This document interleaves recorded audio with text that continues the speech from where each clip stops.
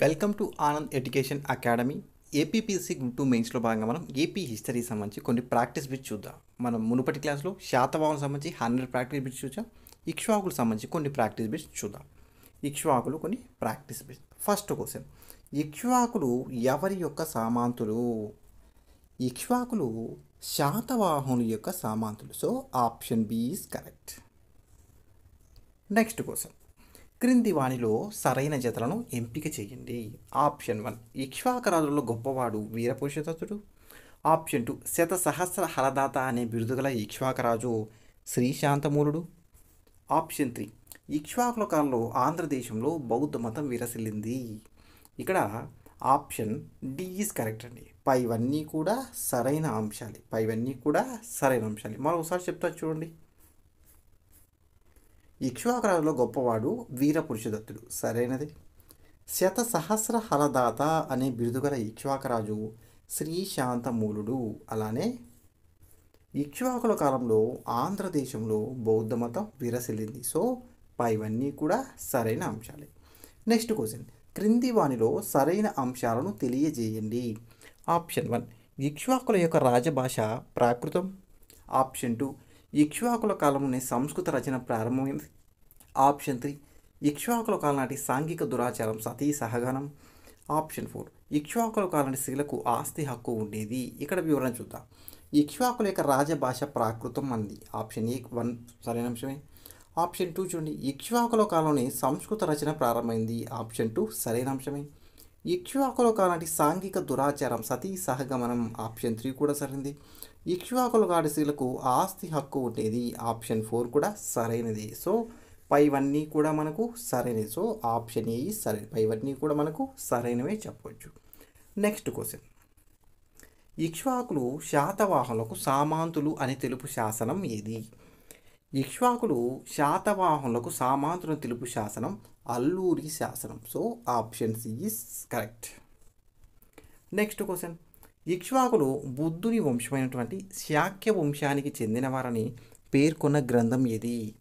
ఇక్ష్వాకులు బుద్ధుని వంశమైనటువంటి శాక్య వంశానికి చెందినవారని పేర్కొన్న గ్రంథం మనకు అశ్వఘోషుడు రాసినటువంటి బుద్ధ చరితం అనే గ్రంథం. ఈ బుద్ధ చరిత్ర అనే గ్రంథాన్ని అశ్వఘోషుడు రాయడం జరిగింది. నెక్స్ట్ క్వశ్చన్, ఇక్ష్వాకులకు సంబంధించి క్రింది వానిలో సరికాని అంశాన్ని తెలపండి. ఆప్షన్ ఏ స్వతంత్ర ఇక్ష్వాక రాజ్య స్థాపకుడు వీరపురుషదత్తుడు.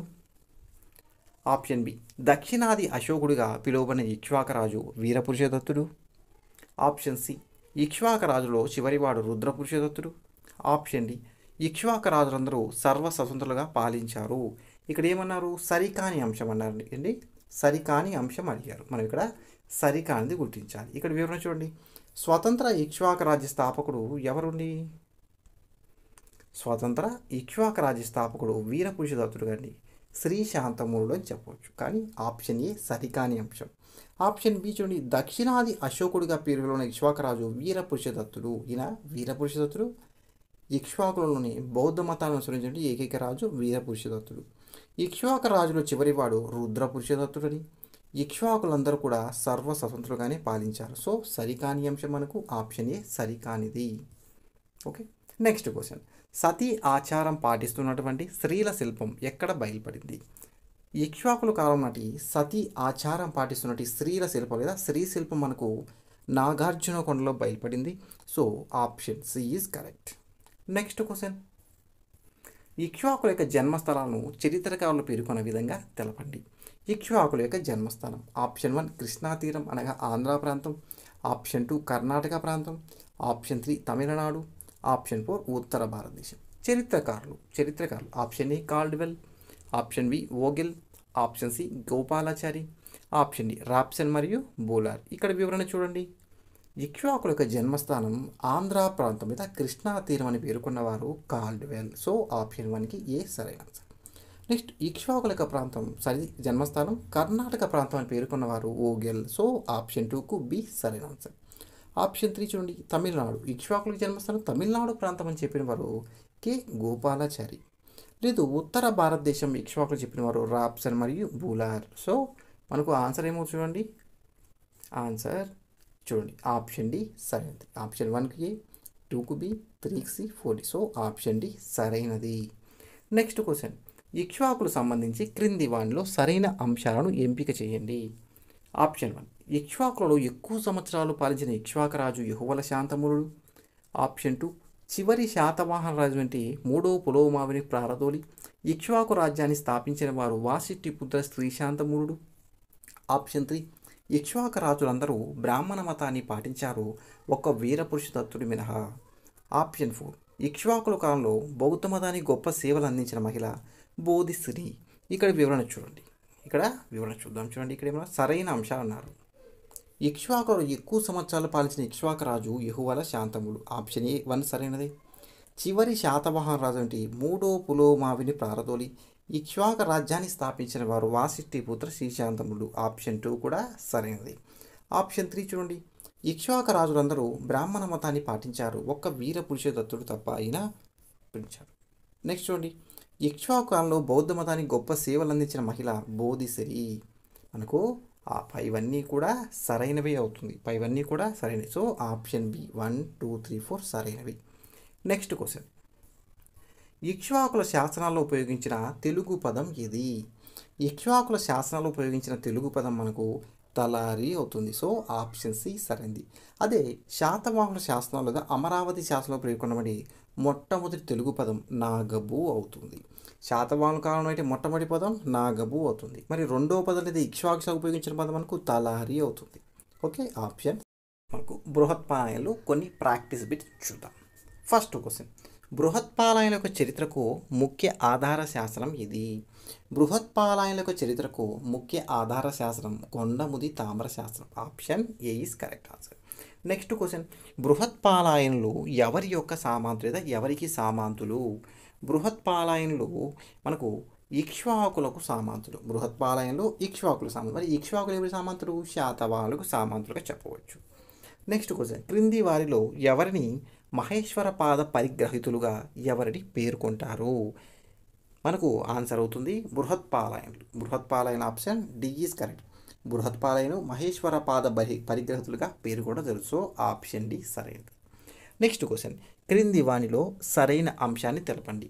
ఆప్షన్ ఏ, బహుపలస అనే ప్రాకృత పదం నుండి బృహత్పాలాయనస అను సంస్కృత పదం ఆవిర్భవించింది. ఆప్షన్ బి, బృహత్పాలాయన అనేది గోత్రం పేరు. ఆప్షన్ సి, బృహత్పాలయంపై పరిశోధన జరిపిన వారు జోహె దూబ్రే. ఆప్షన్ డి, జయవర్మ పల్లవుల చేతిలో ఓడిపోయారు. ఇక్కడ వివరణ చూడండి, చూద్దాం. చూడండి ఫోర్త్ క్వశ్చన్ మనకి వివరణ చూద్దాం. బహుపలస అనే ప్రాకృత పదం నుండి బృహత్పాలాయస్ అనే సంస్కృత పదం ఆవిర్భవించింది. ఆప్షన్ ఏ సరైన అంశమే. నెక్స్ట్ చూడండి, ఆప్షన్ బి, బృహత్పాలాయన అనేది గోత్రం పేరు. అలానే బృహత్పాలయంపై పరిశోధన జరిపిన వారు జోహె దూబ్రే. జయవర్మ పల్లవుల చేతిలో ఓడిపోయారు. బృహత్పాలయం రాజు జయవర్మ పల్లవుల చేతిలో ఓడిపోయారు. సో పైవన్నీ లేదా ఆప్షన్ ఏబిసిడి అన్నీ కూడా మనకు సరైనవే అవుతుంది. ఇక్కడ option 2 is correct. Next question, బృహత్పాలయం యొక్క రాజ్య లేదా శాసన భాష ఏది? బృహత్పాలయం యొక్క రాజ్య భాష మరియు శాసన భాష మన ప్రాకృతం. సో ఆప్షన్ ఏ సరైన అంశం. నెక్స్ట్ క్వశ్చన్, బృహత్పాలయాల కాలంలో పల్లవుల ప్రోత్సాహంతో బ్రాహ్మణ మతం విజృంభణలో ఉన్నదని, బౌద్ధ మత పరాజయం చేరువలో ఉన్నదని తెలియజేయు శాసనం ఏది? బృహత్పాలయాల కాలంలో పల్లవుల ప్రోత్సాహంతో బ్రాహ్మణ మత విజృంభణలో ఉన్నదని, బౌద్ధ మత పరాజయం చేరువలో ఉన్నదని తెలియజేయు శాసనం మనకు కొండముది తామ్ర శాసనం. So option C is correct. Next question, Kondamudi తామ్ర శాసనాన్ని వేయించిన వారు ఎవరు? కొండముది తామ్ర శాసనాన్ని వేయించిన వారు ఆప్షన్ బి అండి, జయవర్మ వేయించారు. ఈయన బృహత్పాలయన రాజు. నెక్స్ట్ క్వశ్చన్, జయవర్మ మరణాంతరం దక్షిణాంధ్రాన్ని పల్లవులు ఆక్రమించగా కృష్ణా మండల ప్రాంతాలను ఆక్రమించిన వారు ఎవరు? జయవర్మ మరణాంతరం అనగా బృహత్పాలయం రాజు జయవర్మ మరణించినంతరం దక్షిణాంధ్ర ప్రాంతాన్ని పల్లవులు ఆక్రమించగా కృష్ణా మండల ప్రాంతాలను ఆక్రమించిన వారు మనకు శాలంకాయన్లు అండి. Option B is correct. Next question, బృహత్పాలయాల కాలంలో ఆంధ్ర బౌద్ధులకు సింహల బౌద్ధులకు కూడలిగా ఉన్న ప్రాంతం ఏది? బృహత్పాలయాల కాలంలో ఆంధ్ర బౌద్ధులకు సింహల బౌద్ధులకు కూడలిగా ఉన్న ప్రాంతం Ghantasala. So option C is correct.